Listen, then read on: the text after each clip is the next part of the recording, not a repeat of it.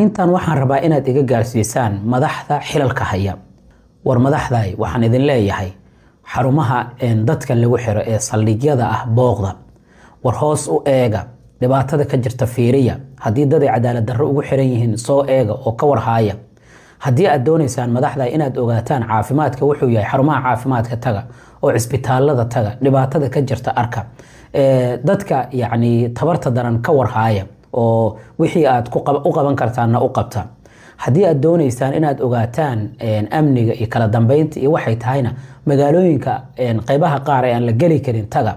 War madaxda waxaan idin leeyahay ogaada mas'uuliyadda idin saaran. Si gaar ahaaneed waxaan leeyahay laga warhayo xabsiyada ama saldhigyada booliiska ee degmooyinka kan magaalooyinka kan tuulooyinka laga warhayo dadka ku xiran. Qaar baa laga yaabaa wax cadaalad darro ah inay u xiran yihiin. Qaar baa laga yaabaa waxaanan micno lahayn inay u xiran yihiin.